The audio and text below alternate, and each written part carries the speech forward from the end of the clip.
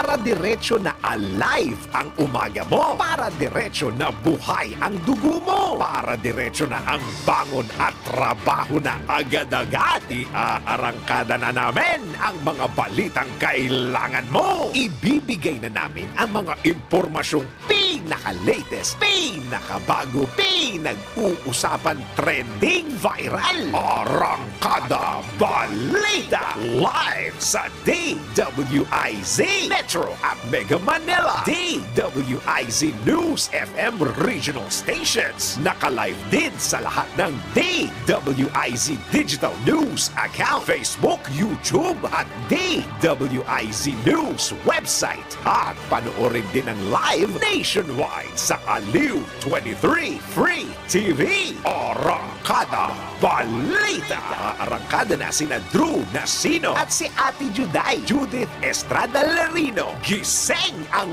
morning mo sa Arangkada Balita.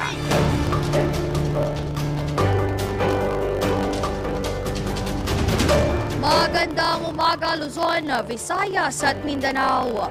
Ngayon ay araw ng Biyernes, January 19, 2024. Arangkada Balita. Narito na ang headlines para sa Arangkada Balita. Bilang ng mga nasawi sa landslide sa Davao Region, sumampa na sa 7. Arangkada Balita. Natanggap na lagda ng COMELEC kaugnay sa People's Initiative, nadagdagan pa. Arangkada Balita. Presyo ng bigas, magmamahal pa. Farm gate price ng itlog, bumaba. Arangkada Balita. NGCP nag-abiso sa posibleng panibagong power outage sa Panay Island. Arangkada Balita. Balita sa ibayong dagat, death toll sa pagsabog ng mga paputok sa isang pabrika sa Thailand. Sumirit pa. Arangkada Balita. Balitang pampalakasan, Charlotte Hornets nakalasap ng ikalimang pagkatalo kontra New Orleans Pelicans. Arangkada Balita. Balita sa mundo ng showbiz, pambato ng Pilipinas sa Miss Global 2023 tinanghal bilang third runner-up. Arangkada Balita. At sa ating viral news, road trip ng isang dayuhan na nauwi sa Road to Forever, kinagkiligan ng mga netizen. Arangkada Balita. Magandang umaga Luzon, Visayas at Mindanao. Sa ngalan ni Drew Nasino at Judith Estrada Larino, ako po si Jen Patrolya. Arangkada Balita. Narito na ang mga balita, 7 katao patay. Habang 2 naman ang sugatan sa naganap na landslide sa isang residential area sa Moncayo, Davao de Oro. Kabilang sa mga namatay na biktima, ang 5 mga bata habang 5 individual naman ang patuloy na pinaghahanap matapos ang naturang insidente. Ayon kay OCD Region 11 Director Ednara Dayanghari, agad na inilunsad ang search and rescue operation sa Purok 20 Pag-asa sa Barangay Mount Diwata matapos ang insidente. Gayunman, natigil niya ang operasyon dahil sa matinding pag-ulan sa lugar. Sinabi pa ni Director Dayanghari na nagdadasal noon ang mga biktima bilang bahagi ng kanilang religious activity nang maganap ang landslide. Nabatid na nakakaranas ng pag-ulan ng Davao Region dahil sa shoreline. Arangkada Balita. Mahigit 187,000 katao sa Davao Region ang naapektuhan ng masamang panahon dahil sa epekto ng shoreline. Ayon sa National Disaster Risk Reduction Management Council, nagmula sa 109 na barangay sa Davao de Oro, Davao del Norte, Davao Occidental at Davao Oriental ang mga apektadong individual. Aabot sa mahigit 6,000 katao ang pansamantalang nananatili sa evacuation centers, habang 2,000 individual naman ang nanunuluyan sa ibang mga lugar. Nagpabot naman ng tulong ang Coast Guard Southeastern Mindanao at Department of Social Welfare and Development 11 sa mga apektadong residente. Arangkada Balita. Isinailalim naman na sa state of calamity ang lalawigan ng Asuncion sa Davao del Norte matapos makapagtala ng mahigit 6,000 pamilya ang inilikas bunsod ng malawakang pagbaha. Ayon sa local government unit, apektado ang mahigit 16,000 pamilya dahil sa malakas na pag-ulan dulot ng shoreline.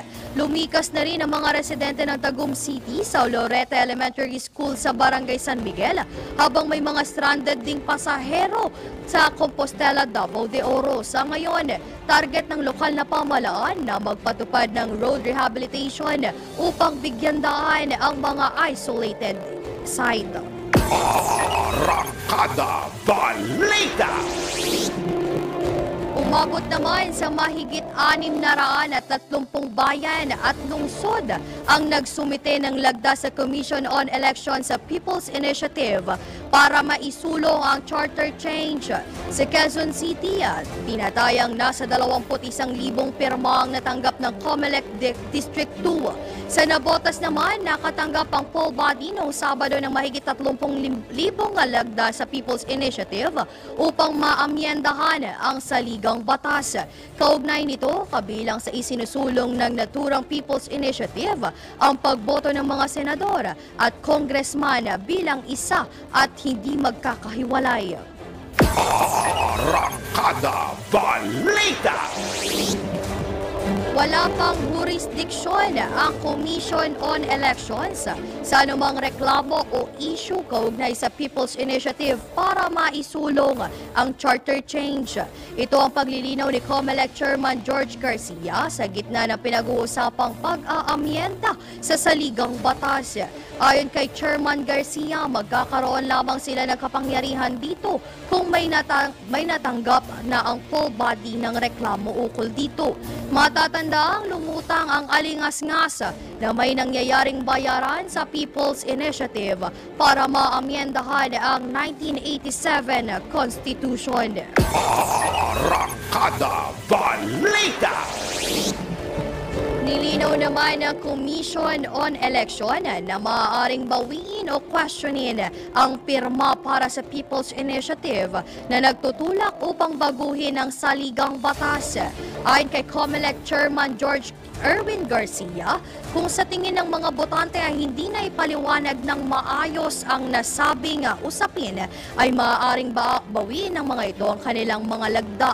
Habang idinagdag pa ni Chairman Garcia na maaaring questionin sa ahensya ang naturang mga pirma kung ang mga ito ay produkto ng panlilinlang, panunuhol, pananakop o pananakot, terorismo at pananakit.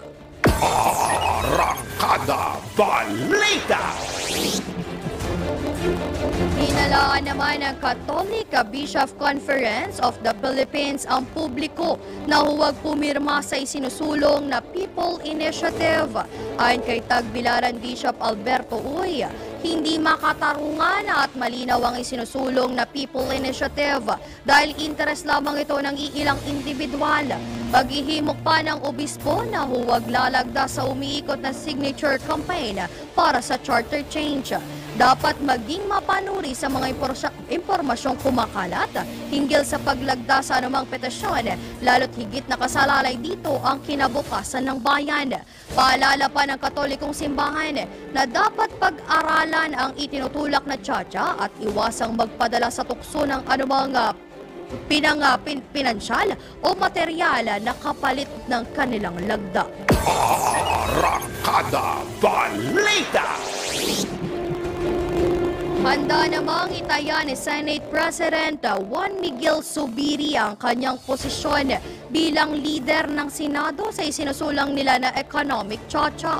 Ayon kay Senate President Zubiri, handa siyang magbitiw sa pwesto sakaling may magsingit ng political provision sa isinusulong nila na pag-amyenda sa ilang economic provision ng konstitusyon.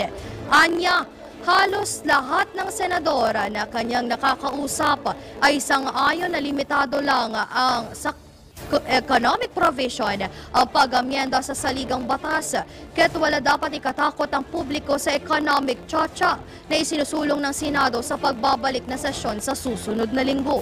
Una nang naghain ng mambabatas kasama sina Senate President Pro Tempore Loren Legarda at Senator Sani Angara ng panukalang Resolution of both Houses number 6 kung saan pinadaragdagan ng mga katagang unless otherwise provided by law ang tatlong economic provisions. Arangkada Balita!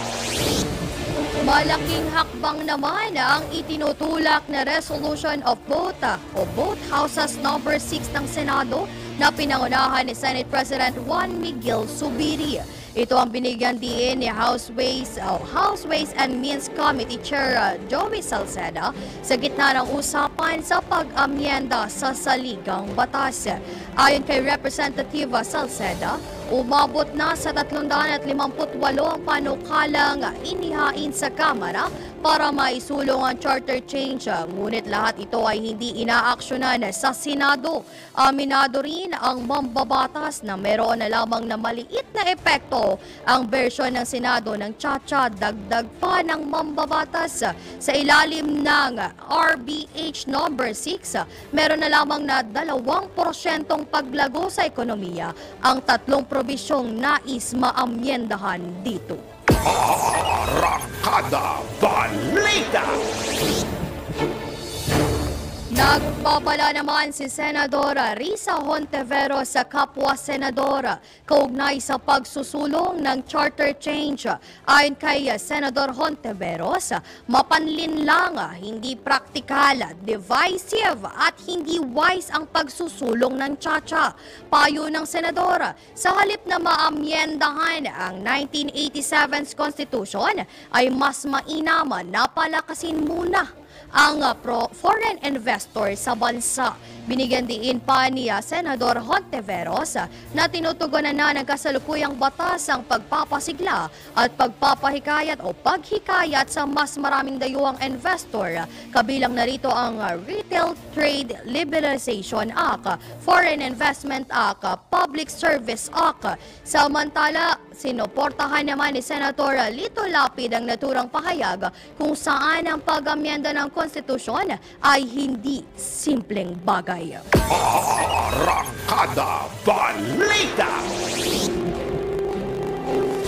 Tutol naman si dating House Speaker at ngayon Davao del Norte 1st District Representative Pantaleon Alvarez sa isinusulong na charter change sa pamamagitan ng People's Initiative. Tinawag ni Representative Alvarez na self-serving at politicos initiative ang planong pag-amyenda sa 1987's Constitution. Ayon sa mambabatas, malinaw ang babaguhin at may draft na saligang batas noong administrasyon ni dating Pangulong Rodrigo Duterte, kaya't kahit sino maaari itong silipin, hindi tulad ng isinusulong na Chacha ngayon. Matatanda ang pabor si Representative Alvarez sa pagbabago ng saligang batas noong administrasyong Duterte. Arangkada Balita! Mapanganib ang panukalang lagyan ng unless otherwise provided by law ang economic provision ng saligang batas. Ito ang paniwala ni Attorney Christian Munsod, isa sa nagbabalangkas ng 1987's Constitution hinggil sa resolusyon sa Senado na layuning amyendahan ang mga naturang probisyon ng saligang batas. Ayon kay Attorney Munsod, baliwala na ang economic provision ng 1987's Constitution kapag nilagyan ito ng unless otherwise provided by law dahil maipapasa sa Kongreso ang kapangyarihan dito. Dagdag pa ng abogado, kapag nailagay na ang mga naturang kataga sa economic provision ng saligang batas ay magkakaroon ng transactional legislation o pagpapasa ng mga panukalang batas na pabor sa ilang kumpanya kapalit ng pera. Arangkada Balita! Nanawagan naman ang grupong Foundation for Economic Freedom na tanggalin ang mga limitasyon sa 1987's Constitution sa foreign ownership at foreign investment. Ayon kay FEF President Calixto Chiquiamco, kapag natanggal na ang mga naturang limitasyon, maakit ang mga foreign investor na namumuhunan sa maraming industriya. Dagdag pa ni FEF President Chiquiamco, inaabuso ng mga negosyanteng Pilipino ang procurement law ng bansa. Sa naturang batas, kinakailangang ibigay ng pamahalaan ang bid sa mga Pilipino suppliers kahit na mas mahal ito ng 20%. Naniniwala rin ang FEF na kailangan irepaso ang mga limitasyon sa mass media, advertising, educational, institute, land ownership at natural resources sa 1987 Constitution. Arangkada Balita! Umalo naman sa 60 pesos ang kada kilo ng presyo ng bigas. Ito'y sa gitna ng patuloy na pagtaas ng presyo ng mga pangunahing bilihin sa bansa. Batay sa huling monitoring ng bantay presyo ng Department of Agriculture, tumaas sa 2 pesos ang kada kilo ng retail price ng lokal na special rice na mula sa 68 pesos ang kada kilo.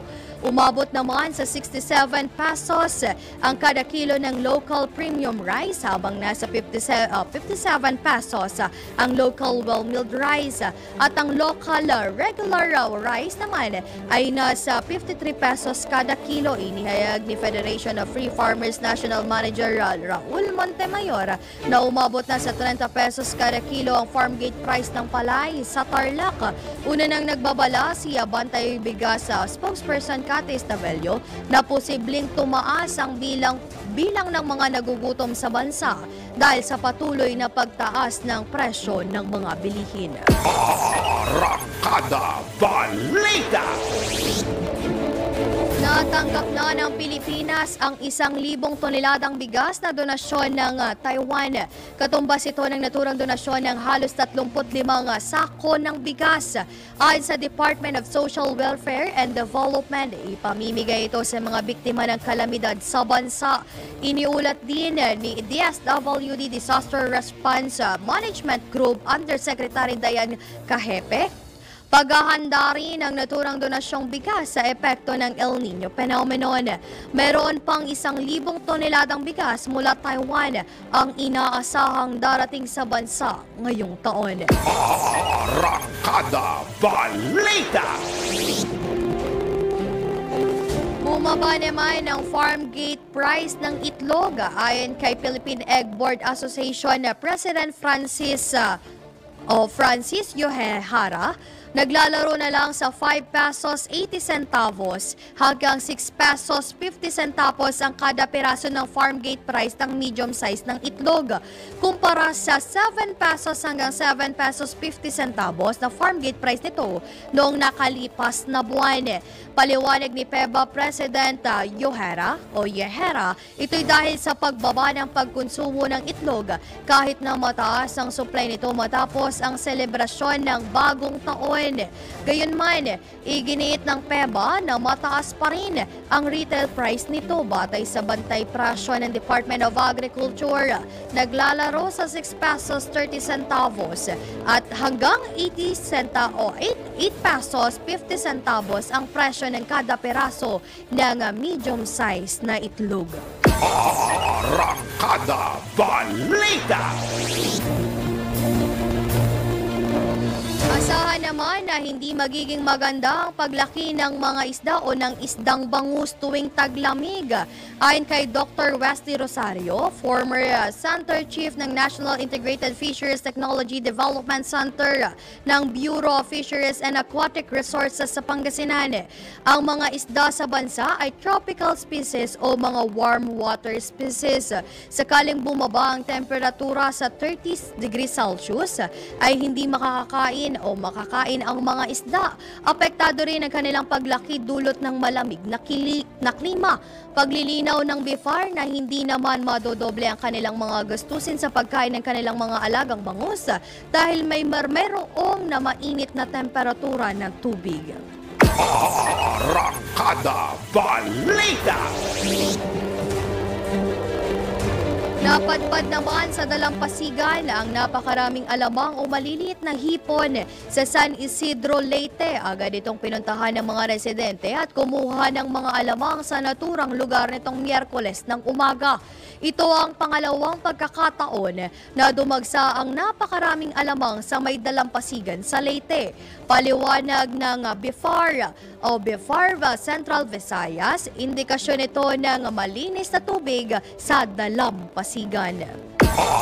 Arangkada Balita! Sa oras ng alas 5:24 o 25, magbabalik po ang Arangkada Balita. Arangkada Balita! At muli nagbabalik po ang Arangkada Balita. Tanggap muna tayo ng pag-uulat mula sa ating IZ Patrol. DOT, inatasan ni Pangulong Marcos na ipaigtingin pa ang mga serbisyong pangturismo na inaalok ng Pilipinas. Ang detalye ng balitang yan, ihahatid ni Patrol 13, Gilbert Perdes. Mariing inatasan ni Pangulong Ferdinand Marcos Jr. ang mga tanggapan ng pamahalaan na pagsama-samahin o gawing iisa ang mga serbisyong pangturismo na iniaalok ng Pilipinas upang makasabay ang bansa sa global tourism market. Ang direktiba ay ginawa ng Pangulo sa pulong kasama ang mga miyembro ng Private Sector Advisory Council o PSAC tourism sector sa Malacanang, kung saan inilatag ang mga rekomendasyon upang makahatag pa ng mas maraming turista. Inihalimbawa ni PBB ang tourism industry ng Thailand na anya merong mas organisadong structure. Kailangan na anya na maging consolidated ang sistema upang maging mas madali sa mga turista ang pagbabakasyon sa Pilipinas. Patrol 13, Gilbert Perdes para sa Himpilang May Todong Lakas.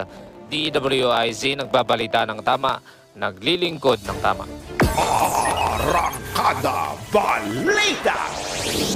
Maraming salamat Patrol 13, Gilbert Perdes, LTO. Target kumolekta ng 43 billion pesos ngayong 2024. Iyatin ang balitang yan mula kay Patrol 45, Raul Lesperas. Aabot sa 43 bilyong piso ang target ng Land Transportation Office na makolekta sa kanilang mga koleksyon sa taong 2024. Sangayon kay Attorney Bigor Mendoza, ang Assistant Secretary ng Land Transportation Office, ito ay ang naitalaga na target collection na 43 billion.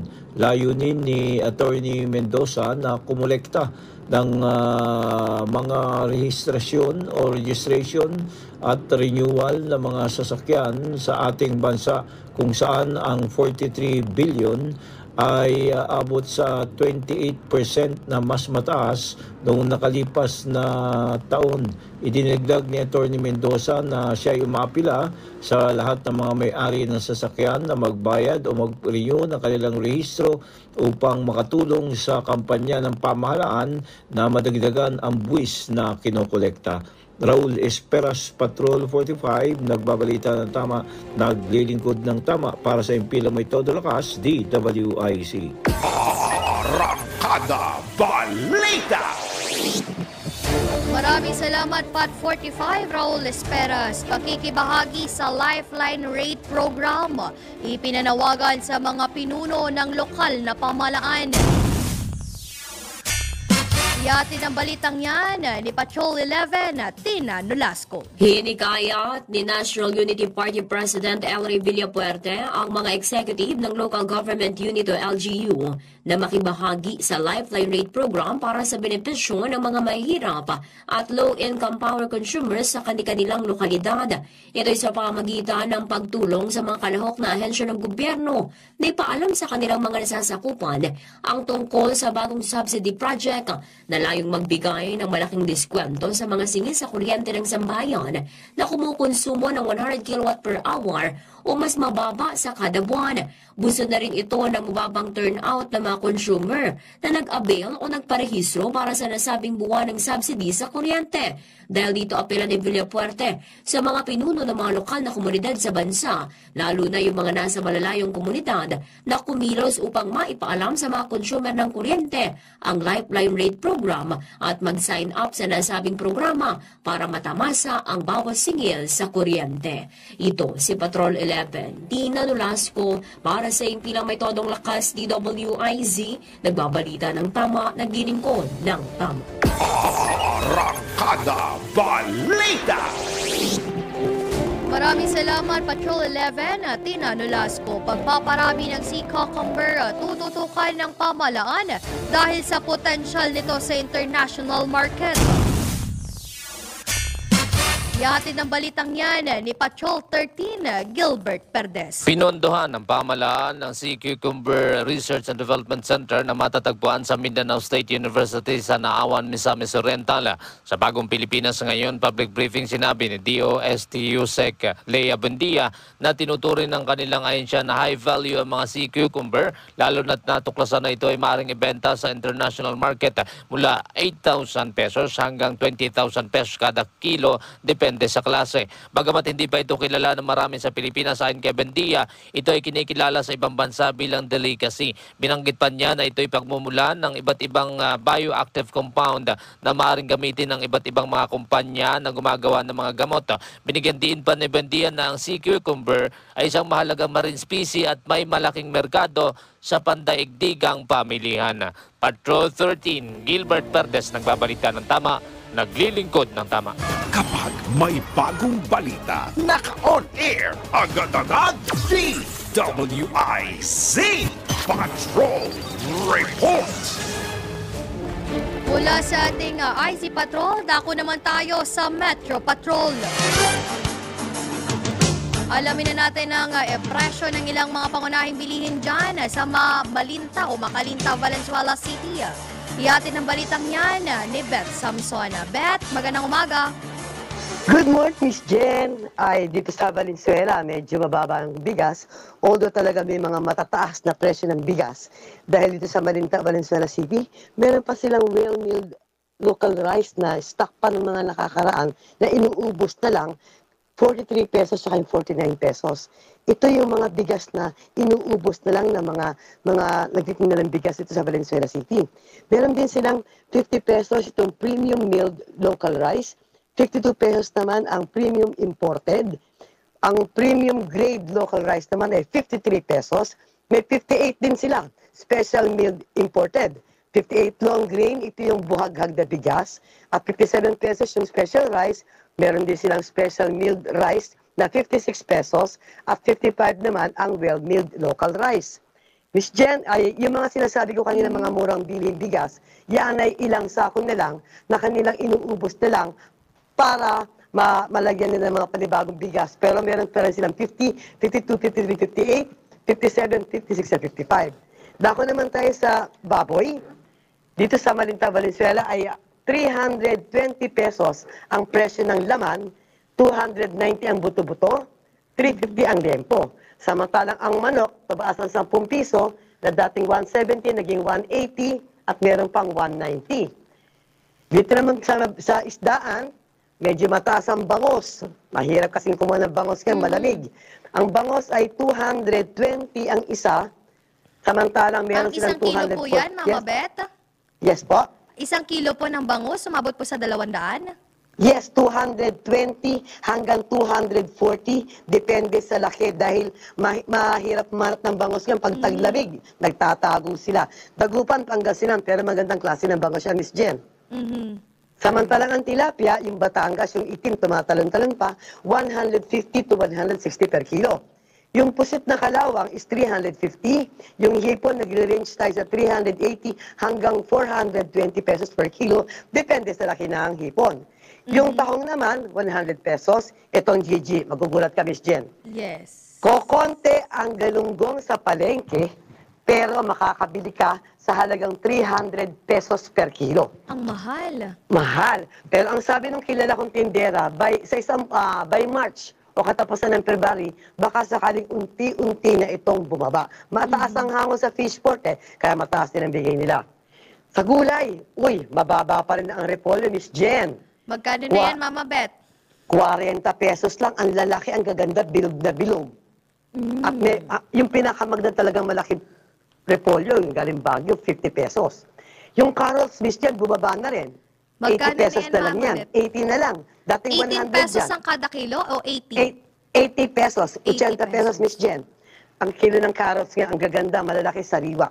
Yung sayote, mababa din. Pwede na mag-chop sa Miss Jen. Yun. 40 pesos per kilo, sariwa.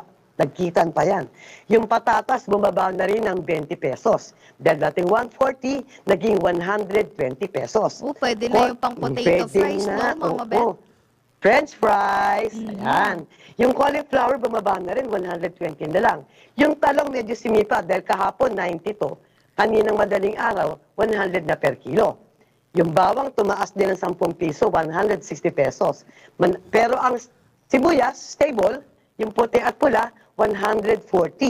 At ang kamatis, 70 pesos ang mamula-mulang kamatis. Mama Bet, ang sili, kamusta naman? Nako, natanong mo yan. Ang siling haba, 100 pesos per kilo. Pero ang labuyo na paborito natin sa usawan dahil maanghang, 350 pesos per kilo. Ang mahal, Mama Bet. Grabe. Samantalang yung isang linggo, may 150, nag-280. Kagabi hanggang kaninang umaga, nag-check ako kaninang madaling araw dito sa malapit sa palengke sa amin. Walking distance lang ang palengke sa amin, Miss Jen. Doble ang tinaas, Mama Bet, kung ganon. Yes, kaya pag bumili ka ng tingi, pag malalaki, 2 piraso, 5 piso. Ang maliliit, 3 piraso, 5 piso. Ang mahal. Mahal, di ba? Paano ka pa magsasawsaw ng sili niyan? Siling berde na lang. Hiwain mo ng pinong-pino, pwede na yan paanghang. 100 lang per Pangsigang. kilo. Yung asukal, Miss Jen, baka gusto mo malaman ng presyo. Magkano na yan, Mama Bet? Bumaba ang asukal. Ang puti, 76 pesos. Ang wash sugar, segunda, 72. Ang laki ng binaba, masarap mag-leche plan. Yung brown sugar, 72, pwede mag-champurado. Yung dark sugar, 88, samantala yung asukal na negro na tinatawag na itim, pinakamahal na asukal yan, 92 pesos. Mama Ayan. Bet, na-monitor mo ba yung presyo ng itlog dyan sa inyong palengke? Magkano na kaya? Malaki rin ang binaba. Although bumaba, siyempre sa retail, dahil humahango rin sila, pipitik din ng konti yan. Yung dating nabebenta na 8 na itlog na small, 750 nilang per piraso. 750. 750. Kasi mataas din ang hango nila. Ngayon pa lang kasi bumababa ang itlog. Yung medium size, 8 na lang. Ito yung dating 850, 875 noong last isang buwan. Yung large egg naman, 850 na dating 9. Yung XL, extra large, 9 pesos, kapareho ng jumbo. Kaya lang, sa jumbo, na 9 pesos ang isang piraso, kapag bumili ka ng per tray, bababaan ka ng 10 piso. 10 piso. Oh, So, dapat, maganda. Mama Bet, kung bibili, dapat maramihan na, no? Para may discount, ah. Yes, Miss Jen, kasi ang per tray, 30 piraso yan. Magdala ka ng lalagyan mo, yung lalagyan ng egg, para hindi ka mabasagan. Isang itlog lang mabasag sa'yo, ang laki na nawala sa'yo. Ayan. Miss Jen, ako Yes, pa rin Mama na Bet. nag-iisang palengke queen ng DWIZ at Aliw 23, si Beth Samson. Nagbabalita ng tama, naglilingkod ng tama. At Miss Jen, Yes, Mama Bet. nagbabudget tayo ng tama. Maraming salamat, Mama Bet Samson. At samantala sa iba pang mga malalaking mga balita, muling nag-abiso ang National Grid Corporation of the Philippines sa posibilidad ng panibagong power outage sa Panay Island. Ito'y matapos hindi maresolusyonan ang mga issue kaugnay sa malalaking power plants na nagsusupply ng kuryente sa nasabing lugar. Ang nasabing abiso ng NGCP ay kasunod ng unscheduled manual sa load dropping na nagresulta ng power outage sa Negros at Panay subgrid. Batay sa ahensya, pinaaga na nila ang pagbibigay ng abiso upang mapaghandaan ng mga residente ang epekto ng panibagong power outage sa Western Visayas. Arangkada Balita! Posible namang tumaas pa ang singil sa kuryente sa susunod na buwan. Ito'y matapos tanggalin ng Energy Regulatory Commission ang suspension ng Fed-in Tariff Allowance Collection sa susunod na buwan. Kaugnay nito, layunin ng FET-OL o Fed-in Tariff Allowance na matiyak ang pagsusulong ng renewable energy sa bansa. Nagkakahalaga ang fit-all rate ng 3 pesos 3 centavos kada kilowatt hour, nakatumbas ng 7 pesos and 28 centavos na singil sa kuryente sa mga kumukonsumo ng 200 kilowatt per hours. Arangkada Balita! Tanggap naman tayo mula sa ating Ronda Probinsya. Apat na supporter ng makakaliwang grupo kusang sumuko sa otoridad. Ang detalye ng balitang yan, ihahatid ni Ronald Idol Domingo. Ronald, magandang umaga. Magandang umaga. Sumuko ang apat na kasapi ng supporter ng Communist Terrorist Group sa isinagawang operasyon ng Piat at Lalo Police Station sa Cagayan. Dalawa ang kusang sumurrender sa bayan ng Santo Niño o Piat, Cagayan sa pinagsanib na pwersa ng 1st Cagayan Provincial Mobile Force Company kasama ang Santo Niño Police Station Provincial Intelligence Unit, Regional Intelligence Unit 2 at 2nd Regional Mobile Force Battalion 2 at Western Cagayan Maritime Police Station Regional Maritime Unit. Una si Aka Eddie, 62 years old, residente ng Tuaw, Cagayan. Ayon sa kanya, taong 1990 nang sumali siya sa loob ng kilusan ng New People's Army at si nanay na gumamit ng iba't ibang uri ng baril at pananalakay at kung saan ay sumama sa grupo. Dagdag nito, taong 1995 nang makaengkwentro ng mga ito ng pwersa ng gobyerno partikular sa barangay Saraban, Amulong West, Cagayan. Nagsilbi siya sa kilusan ng halos 9 na taon. Noong 1999, nagpaalam siya para bisitahin ang kanyang pamilya, ngunit din siya pinagbigyan. Dito na siya tumakas sa kilusan at bumalik sa kanilang barangay. Kasabay ng kanyang pagbabalik loob ay isinuko rin nito ang sariling armas na isang caliber 38 at 3 bala nito. Pangalawa ay ang dating membro ng CTG kung saan isinuko rin nito ang kanyang baril. Siya ay kilalang si Aka Romeo, 64 years old, residente rin ng nabanggit na bayan. Katulad ni Eddie ay napagdaan din dito ang mga nabanggit na training, ang pakikipagdigma. Siya ay na-recruit sa kanyang barangay noong napagbintangan siyang nagnakaw ng mga alagang hayop at pinakong tulungan ng makakilawang grupo. Inisyuhan siya ng M16 rifle na may 5 magasin at isang hand pistol, ngunit isinauli rin nito ang nang magdesisyon siyang magbalik loob kasabay ng pagtuligsa nito ay sa grupo ay isinuko rin nito ang sariling armas na isang namang caliber 45. Samantala, kusaring nagbalik loob si Aka Derek, 52 years old, isang guerrilla Delta Force Bagong Hukbong Bayan sa bayan ng Lalo, Cagayan. Panghuli ay si Aka Arian, miyembro ng Anak Pawis, 56 na taon, o 56 anyos sa bayan naman ng Rizal. Siya ay napasuko ng magkakasalib na pwersa ng Rizal Police Station 17th IB Bravo Company ng Philippine Army 3rd Mobile Platoon, 3rd Regional Mobile Force Battalion 2 at 4th Mobile Force Platoon ng 1st Cagayan Provincial Mobile Force Company. Ang apat na mga dating kasapi ng supporter ng terorista ay bumalik sa pamalaan para linisin ang kanilang mga pangalan at huwag na muling pakinggan ang panluloko ng mga iba pang recruiter. Ang kanilang mga voluntaryong pagsuko ay dahil din sa patuloy na pagsasagawa ng mga programa ng gobyerno kasama na ang pagbibisita ng mga kapulisan sa mga barangay.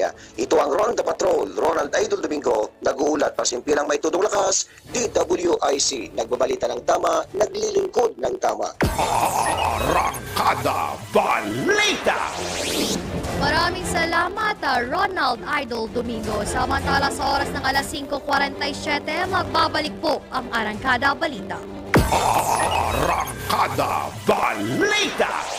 Tanggap muna tayo ng Ronda Probinsya. 170,000 pesos na halaga ng shabu na kumpiska sa 2 tulak ng droga sa Bataan.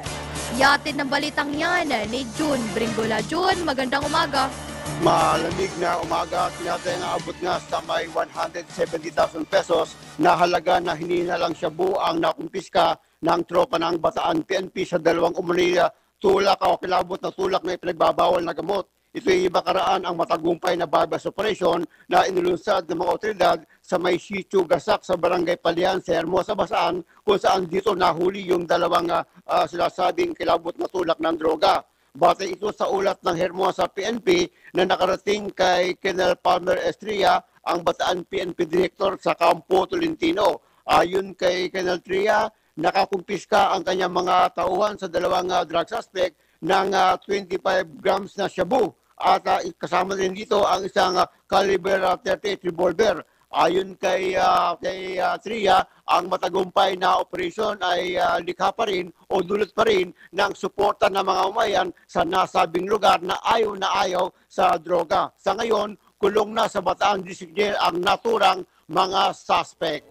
June Bringola para sa Simple Metodo Lakas, DWIC, nagbabalita ng tama, nagigingkod ng tama.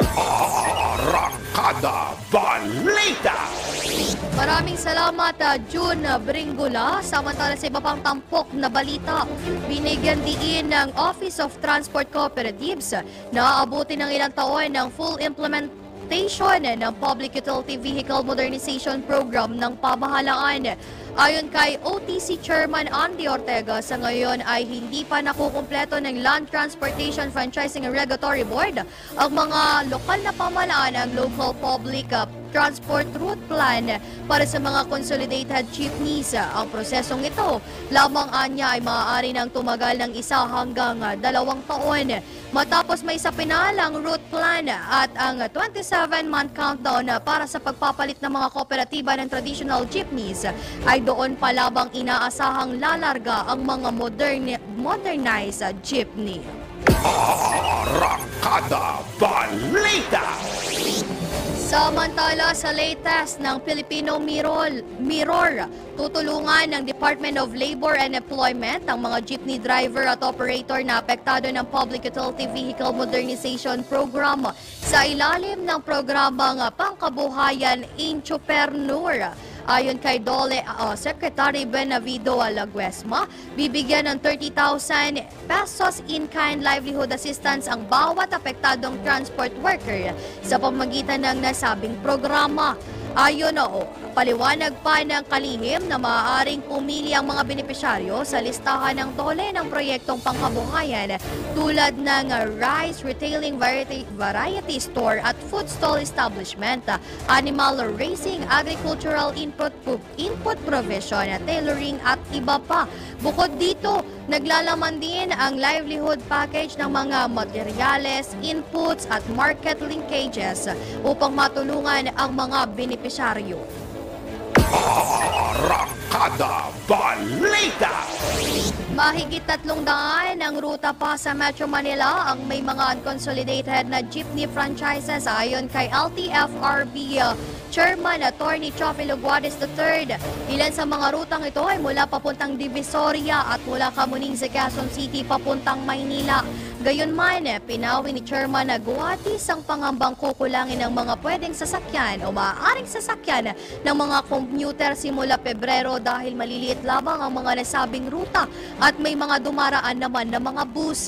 Bukod pa rito, magkakaroon din ng libreng sakay ang LTFRB sa unang 2 linggo sa Pebrero sa oras na may mga rutang kulangin ang sasakyan ng mga pasahero.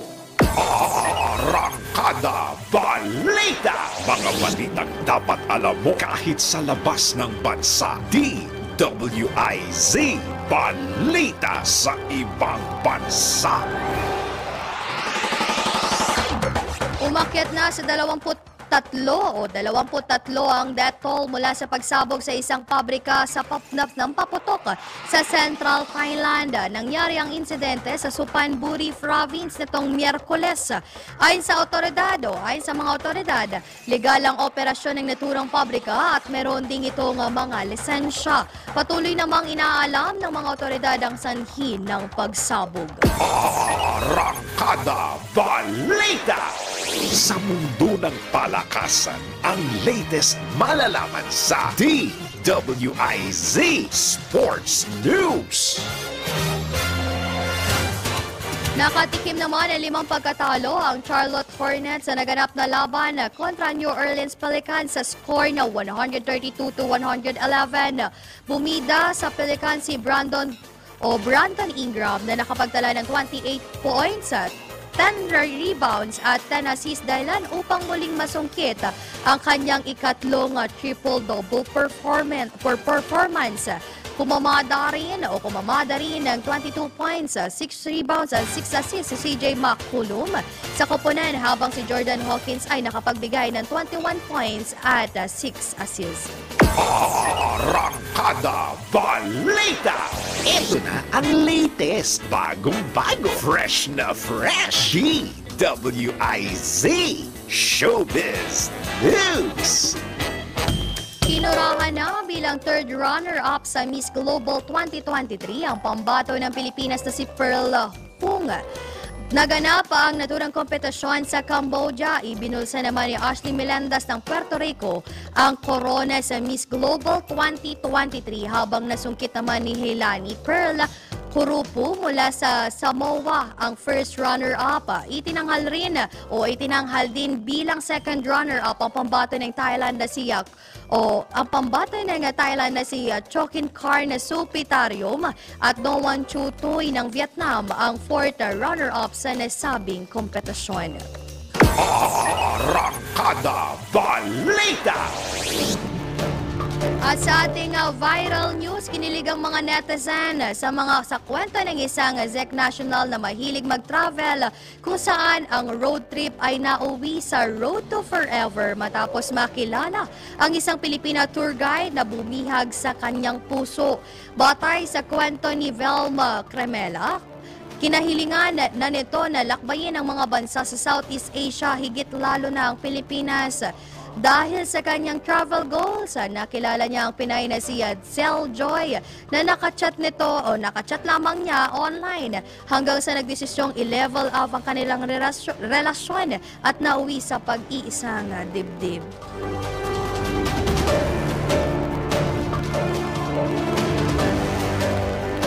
Oras ng alas 5:58 at dito na lamang po nagtatapos ang Arangkada Balita at binabati po namin ang happy birthday si Neil Joy Abelia aka Bambam alias Bambam, teleprompter operator po ng DWIZ at Aliw Channel 23. Happy birthday, Bambam! Ayan, at salamat po sa ating mga nakagapay dito sa ating DWIZ882am.com at sa ating mga nakagapay sa Aliw 23. Maraming salamat po. Sa ngalan ni Drew Nasino at Judith Estrada Larino, ako po si Jen Patrolya, nagbabalita ng tama at naglilingkod ng tama.